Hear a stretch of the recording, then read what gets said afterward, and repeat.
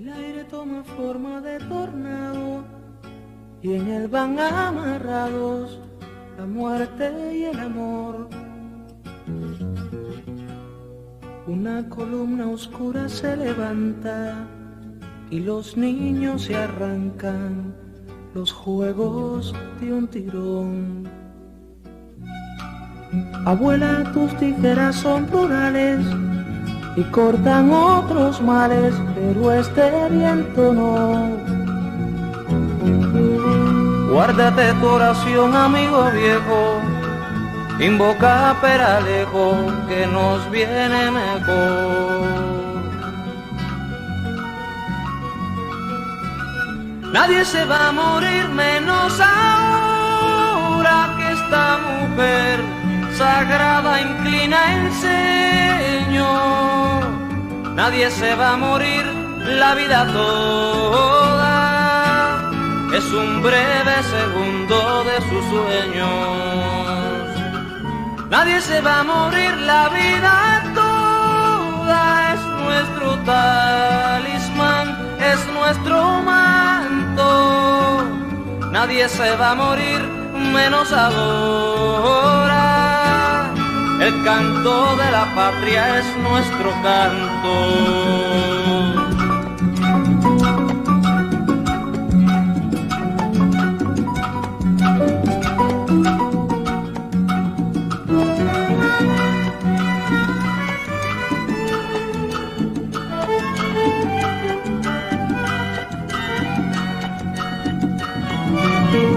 Delante de la columna al frente, donde ha viajado siempre la mira del fusil,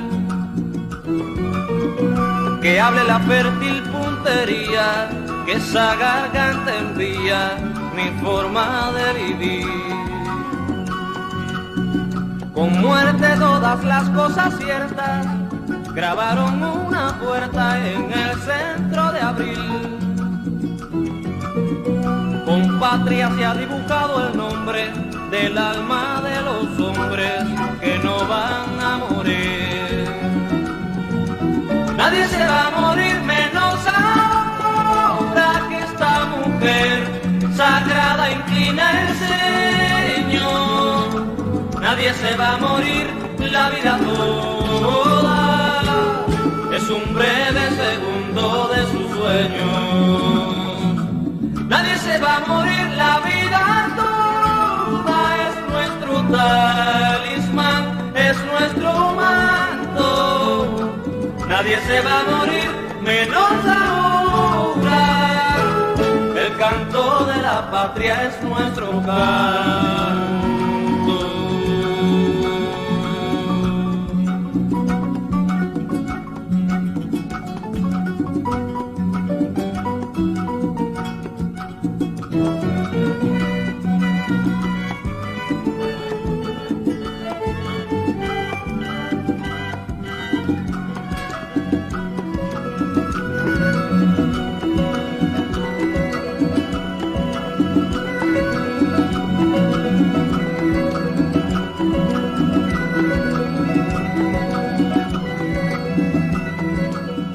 Uno puede destacar tantas cosas.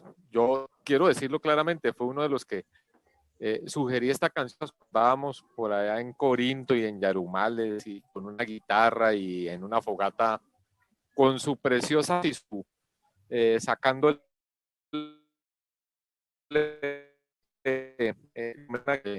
también esta canción. Y decir que dentro de nosotros significó un ejercicio de mando que no era inédito, digamos, en el M19, pero que para quienes no lo saben, yo creo que la mayoría lo saben, fue nuestra primera comandante y responsable de la agrupación de fuerzas especiales en el M19, cuando llegó del curso de Cuba y se conformó esa gran fuerza, y es heroína también de muchas batallas, de donde una de ellas salió herida. Y bueno, ahora estoy pensando en tantos compañeros y compañeras que ya no están de esa fuerza en particular, que Amaranta bien conoció, pero bueno, no me alargo porque aquí la figura es Amaranta, pero quería expresar ese saludo. Gracias, Diego. ¿Quién más? ¿Algo corto? Amaranta, ¿le quieren decir algo? Entonces, como no, los compañeros están muy silenciosos hoy. Simplemente que la queremos mucho, que la queremos Mauricio, mucho. Jairito está pidiendo la palabra. Jairo, ¿tiene la palabra? Bueno, yo no tengo el honor de conocer personalmente a Amaranta. Sí escuché hablar mucho de él. Tengo un inmenso sentido de admiración y de cariño. Y me presento a Amaranta, mucho gusto. Yo soy Jairo Rubio, Henry Karina. Hoy sigo compartiendo con hombres y mujeres del M los amores, los sueños, las esperanzas. Me encanta mucho verte. Soy muy amigo de Fernando Ortega. Te invité a este encuentro y no sé si aparecerá. Gracias, Jairo. Tiene la palabra, a ella le decían Dorita, ahora se llama Herminia Rojas Pacheco. Herminia, tiene la palabra. Gracias, buenas tardes para todos y todas. Amaranta, me da mucho gusto poderla ver de nuevo y quiero mandarle mi abrazo fraterno de hermana, de compañera, de amiga y decirle que me da muchísimo gusto que esté hoy con nosotros acá compartiendo nuevas experiencias, compartiendo cosas, compartiendo la vida. Me gusta mucho verla, me encanta, estoy feliz y le mando mi abrazo fraterno muy grande. La quiero. Listo. Si llama protocolo, si nadie no tiene más que decir, Amaranta, como decía en sus tiempos, tiene el mando.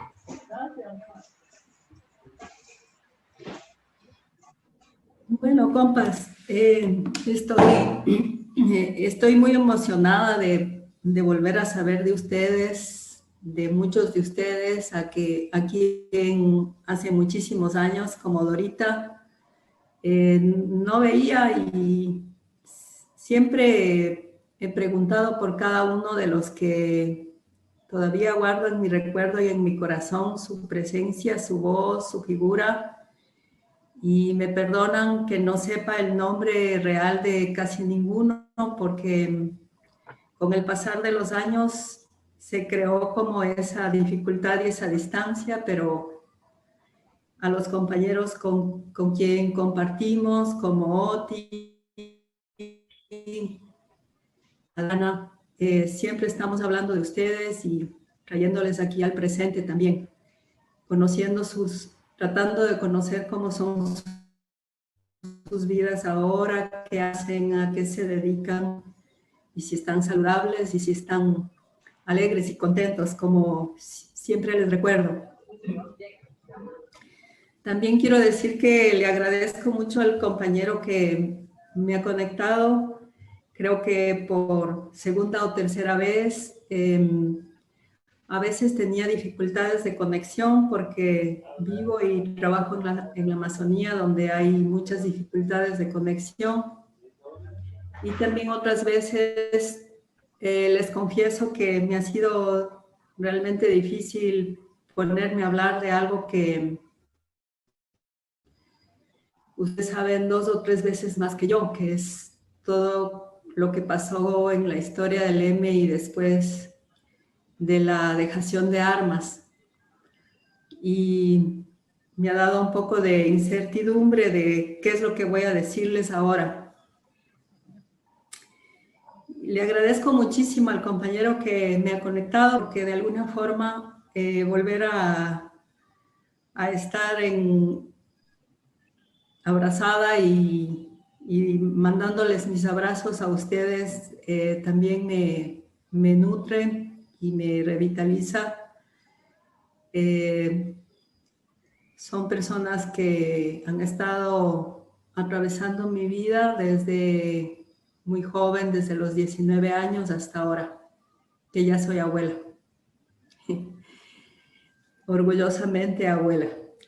Entonces, también me parece muy, muy bonita y muy actual la iniciativa que ustedes han tenido y que le han puesto este nombre tan tan hermoso que viene de Jaime Bateman, de La cadena del amor.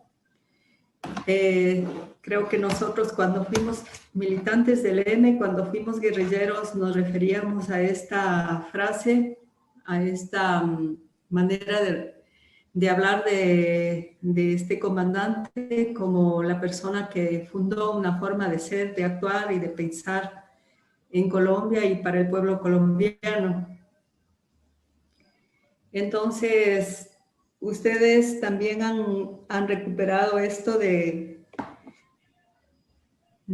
sentir y de saber que más allá de todos los pensamientos políticos que levantó y difundió el M-19 a lo largo de su historia, también estaba como una base filosófica y existencial que se resume en eso, de la certeza del amor hacia los otros, hacia Colombia, hacia sus hijos, a los padres, a los campesinos, a los pobres, y que eso fue quizás lo que permitió que sobreviva y sobrevivamos muchos de nosotros por estar cobijados por ese afecto, y también sobreviva y se vuelva siempre actual y siempre presente el pensamiento del M-19.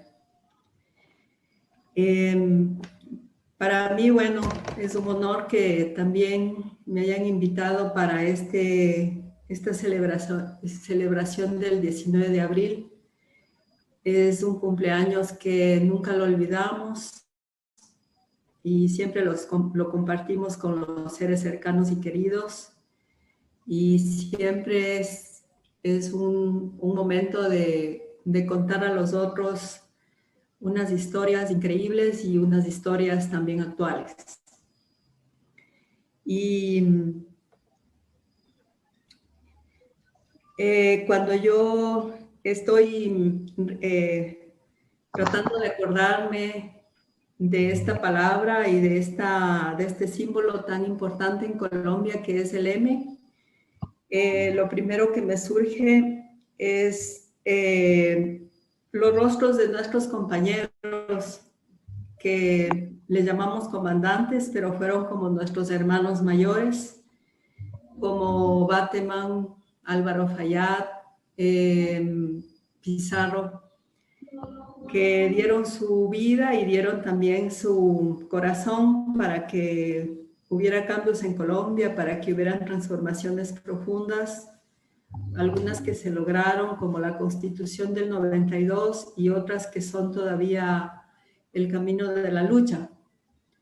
Entonces, Arturo Jarrín. Siempre estamos, cuando hablamos del M-19, nosotros en nuestra familia, con nuestros compañeros de Alfaro Vive, siempre estamos recordando también a estos hermanos mayores que nos permitieron abrir un camino hacia un pensamiento grandioso y que va más allá también de ese presente y que hasta ahora lo seguimos revitalizando. Y siento como un sano orgullo de haber sido parte de esa gesta, de la que están ustedes, un montón de ustedes todavía presentes, y también de los compañeros que están ausentes, y de los compañeros de Colombia y los compañeros de Ecuador, porque en esos años que fuimos tan jóvenes y nos vinculamos a este proyecto y este proceso histórico, estuvieron compañeros junto con nosotros como Juan Carlos Acosta, como Arturo Jarrín y Fausto Basantes y muchos otros ecuatorianos y ecuatorianas que dieron también su vida por sentimientos y pensamientos y compromisos que fuimos trabajando juntos con el M-19. Entonces, cuando recordamos el 19 de abril, es como una ceremonia del corazón que recuerda también a todas estas personas, hombres y mujeres, que siendo tan jóvenes entregaron toda su fortaleza para construir este sueño. También, bueno, para contarles algo de mi historia, luego de que me desvinculé, digamos, como políticamente del M-19, estuvimos tratando de construir desde Alfaro Vive una alternativa política. También luego de la dejación de armas, seguimos por un camino parecido de tratar de encajar en la política del país, creando como espacios de vinculación social y con alternativas políticas. Pero fue difícil el camino que nos tocó en muchos tiempos en los que nos dedicamos principalmente a los sectores sociales, a participar y aprender de los sectores y los movimientos sociales más organizados. Y tratando de construir alternativas, nos metimos por diferentes caminos.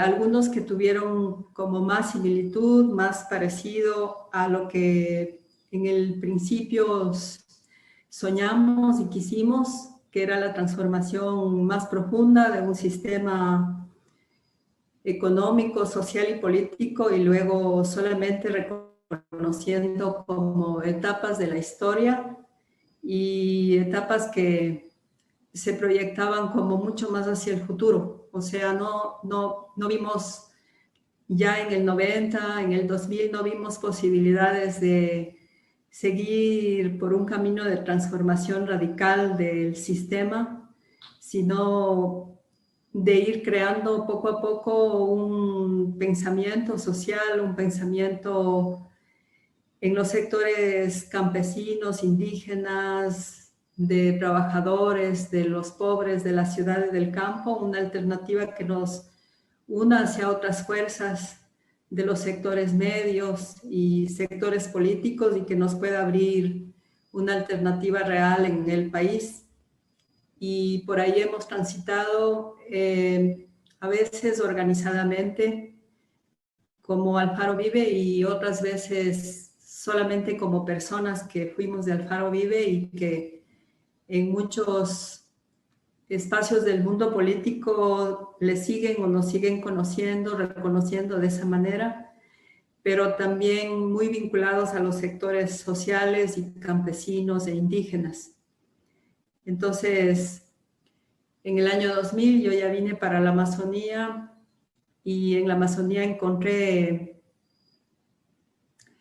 un territorio inexplorado, a pesar de que estuvimos en el Caquetá y en el Putumayo en el año 80, pero quizás desde ese lugar del M-19 no entramos en estrecho contacto con esas realidades. Y en cambio, cuando entramos en contacto con todas las realidades de la Amazonía en el año 2000, pude descubrir una cantidad de pueblos y nacionalidades, de intereses y de pensamientos distintos a lo que nosotros también habíamos conocido hasta ese momento. Y fue algo que también atravesó bastante mi vida hasta ahora, porque encontré como un caudal de conocimientos culturales propios del Ecuador, espirituales, culturales y políticos que probablemente en las décadas anteriores no se desplegaron por completo. Desde aquí, digamos, conocí como un nuevo Ecuador y la riqueza de estos territorios que entra en conflicto también muchas veces con las riquezas que ellos tienen en el subsuelo, el petróleo y las minas, es un poco lo que ha ido determinando la lucha de estos pueblos por la protección y la necesidad de seguir adelante con sus territorios. Entonces, volviendo un poco a los pensamientos principales del M, cuando yo pienso y me pongo a recordar de lo que era para mí el M19, siento que tiene que ver mucho con la democracia, el diálogo y también la revitalización de la vida en medio de tanta dificultad, a veces de tanta muerte. Cuando pienso en el M19, creo que del M19, de nuestros hermanos mayores, aprendimos lo que era la democracia, de lo que hoy se habla permanentemente y en todos los espacios políticos. Quizás a lo largo de los años podría decir que no he conocido una experiencia que practique, viva y profundice y ame tanto el sentido de la democracia como lo hizo el M19.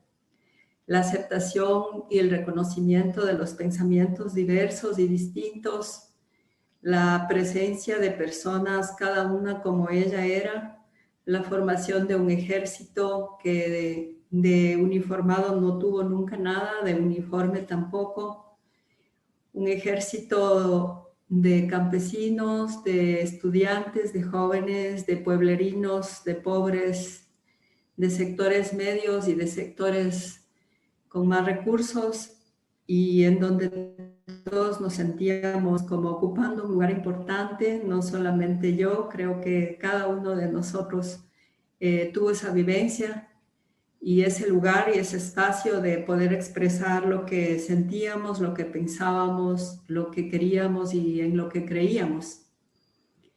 Y no sé cómo se hizo en el M19 el proceso de dirección unitaria entre tanta diversidad. Quizás es una experiencia que se adelanta a la época y que funda una manera de ser, una manera de construir la política y una manera de construir las relaciones humanas también. Eso es quizás uno de los aprendizajes más importantes y más fuertes que no solamente aprendimos los Alfaro Vives, sino también cada una de las personas que estuvimos cercanas al M, a nuestros hermanos mayores del M, y que nos dieron como una clase, muchas lecciones de cómo se podría construir en la diversidad tan grande de Colombia y de cada uno de nosotros y de los espacios colombianos que tienen diferentes intereses y propósitos y sentimientos y maneras de ver el mundo y maneras de ver el futuro y el presente. Y cómo eso fue enteramente acogido y abrazado por el M19 sin presentar ni discriminación ni exclusión. Entonces, ese aprendizaje que vivimos en el M19, creo que hasta ahora lo seguimos practicando. Y no solamente lo practicamos en el pensamiento político, sino también lo practicamos en la vida cotidiana, en las relaciones con la familia, con los hijos, con las hermanas, con el nieto, con los vecinos y en mi trabajo con las poblaciones indígenas.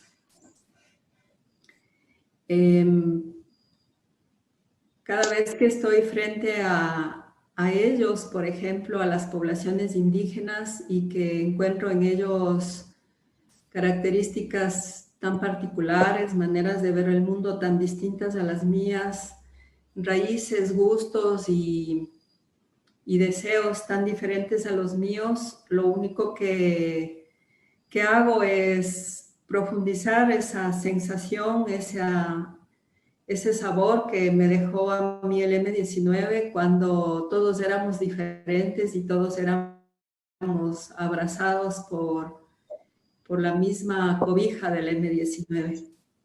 Entonces me ha servido mucho para respetar las diferencias y y sentir que desde mi propia manera de ser y desde mi propia manera de sentir, podemos llevar un proyecto conjunto y sólido hacia adelante, sin invadirnos el uno al otro, sino más bien nutriéndonos el uno al otro, como aprendí con ustedes, con el M19. Algo que también recuerdo siempre hasta el presente y siempre admiro mucho es la capacidad de desprenderse y de despojarse hasta de la propia vida, ¿no? Creo que eso no, después de estas décadas que se terminó la organización armada o la organización político-militar del M19 de Alfaro Vive, no he sentido que se haya podido reeditar o reconocer esa manera en las generaciones del presente y en las generaciones de estos últimos años. Entonces, muchas veces me sorprendo, me admiro de recordar cómo cada uno de nuestros compañeros era desprendido totalmente de sus cosas materiales, de su comodidad, de su aspiración personal, de su aspiración, de su proyección de sí mismo, para entregarse completamente a la causa o a la historia que estábamos viviendo en ese presente. No recuerdo dolor, ni recuerdo heridas, ni recuerdo traumatismos, sino más bien recuerdo con mucha claridad esa capacidad, ese desapego, esa entrega que se dice vulgarmente, pero que yo siento que era como más allá de una entrega de ideas, y era como un desprendimiento completo de todo lo material y de todo lo inmaterial que puede ser cada persona para construir algo en conjunto. Y creo que en eso también radicaba mucho la fuerza y el aprendizaje que tuvimos con el M19. En el presente, todo eso de la entrega y del desprendimiento lo veo como una manera de comunicarle al otro lo importante que podría ser cada uno de sus proyectos y cada uno de sí mismos, y quizás como de poder valorar un poco más la vida de lo que se valora ahora, porque parece contradictorio que cuando hubo una etapa tan larga de muertes, de desaparecidos, de heridos, de hijos abandonados, de familias desarmadas, es cuando más presencia y conexión sentía que las personas tenían con la vida, con el mundo y con el planeta y con la familia y el amor que cada uno trasladaban en su corazón. Y con el pasar del tiempo he sentido que las nuevas generaciones, las últimas generaciones, están apegadas a muchas cosas materiales y muchas cosas del consumo de la sociedad que se transmite masivamente, y les cuesta muchísimo desprenderse de eso para pensar en crear lo otro, ¿no? Que exige este desprendimiento. Entonces, así, digamos, sobre el M19 podría hablar también de esa vocación de unidad que siento aprendimos también de nuestros hermanos mayores del M19 y también de Alfaro Vive, y que fue como un trabajo permanente, fecundo, digo yo, porque ha dejado como ese mensaje de que nadie puede solo hacer una transformación, ni nadie puede ser protagonista único de una historia, ni de un pequeño capítulo, ni siquiera de un día de vida, sino que está interrelacionado con todos los demás, con todos los seres que nos rodean, con todos los seres que no vemos y los que sí vemos, y que solamente esa unidad nos permite como estar bien plantados en el mundo y también querer algo para el mundo y querer algo para uno mismo, para los hijos, los hermanos, las hermanas y también el país. Y esa forma de vivir la unidad que yo experimenté también en el M19 me parece que fue grandiosa, o sea, difícil de repetir esas historias, ya hablando de lo político. De hecho, hoy estamos atravesados por una serie de individualidades y de intereses que transgreden cualquier lógica y que permiten que pasen muchísimas cosas, como lo de las elecciones aquí en Ecuador en estos últimos días, y que no nos ha permitido reflexionar y plantearnos alternativas organizadas y con un mínimo sentido común. Entonces eso es algo que extraño, que anhelo bastante de lo que el M19 nos dejó.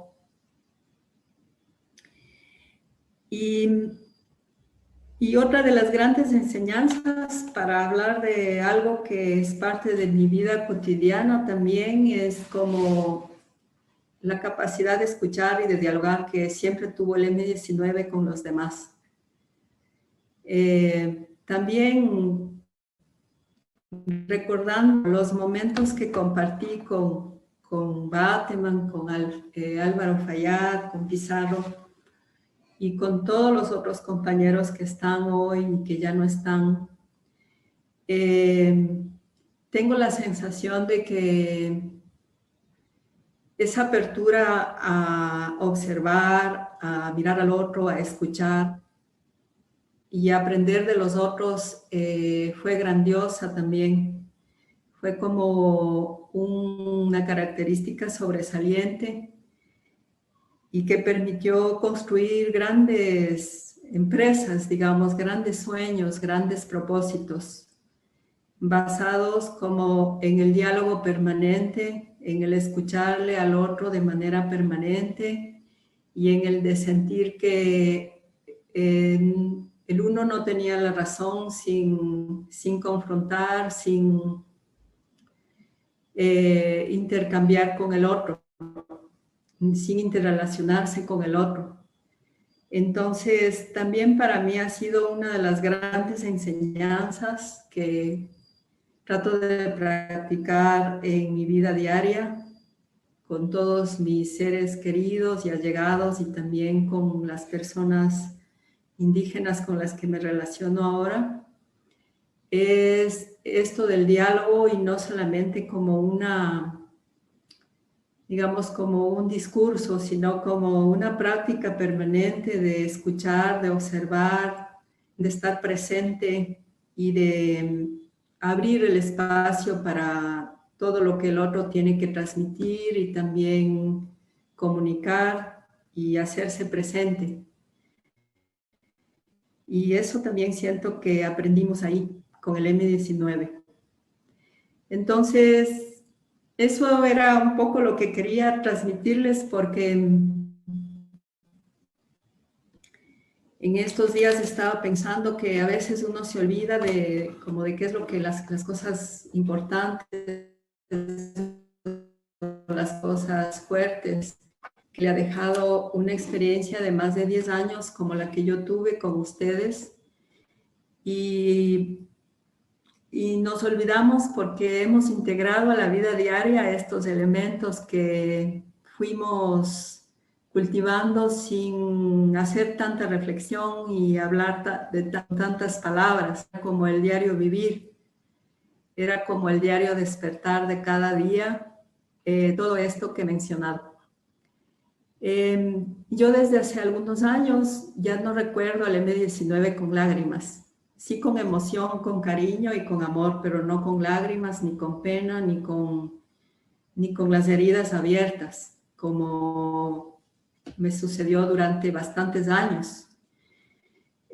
Ahora recuerdo todo lo del M19 con muchísimo orgullo personal de haber sido parte de esa gesta y también con mucho agradecimiento y con muchísimo cariño de que a mí como ecuatoriana me hayan recibido en sus filas y que me hayan dado tantos aprendizajes que estoy nombrando y otros que seguramente me estoy olvidando o son más personales y es más difícil tal vez hablar de eso.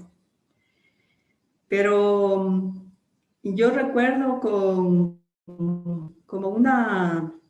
gran emoción y de manera diaria me acuerdo de palabras, de ideas, de mensajes, de vivencias, de aventuras y de las grandes hermandades que fuimos construyendo en esta cadena de afectos de la que siempre se hablaba y que nunca nos ha abandonado.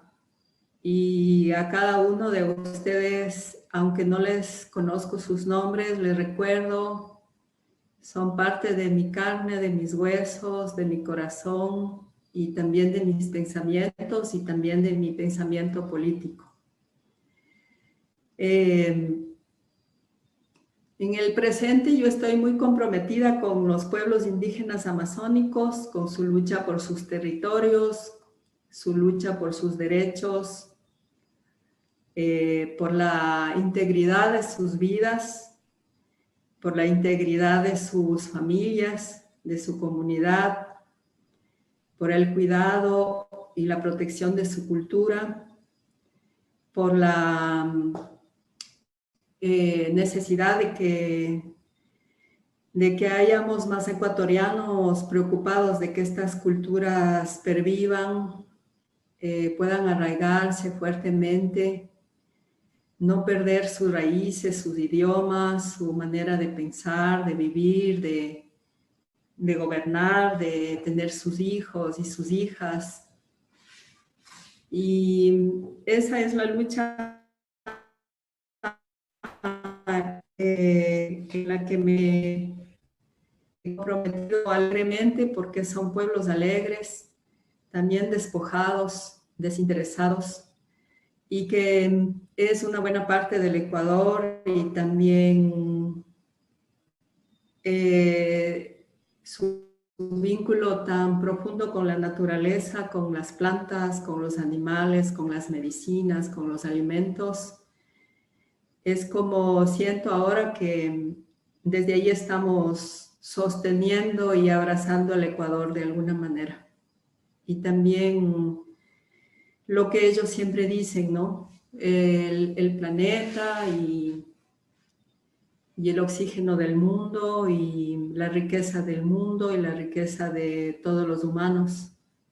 Entonces, desde esta lucha que teníamos todos, tal vez 19 años, 20 años cuando la empezamos o cuando me vinculé hasta ahora, ha tenido como esa conexión permanente de todo lo que les he mencionado, pero en el presente se va transformando y también va recogiendo buenas partes de lo que los pueblos indígenas van aportando al planeta con sus pensamientos y su manera de ser y de cuidar. Bueno, también contarles que yo tengo una linda familia.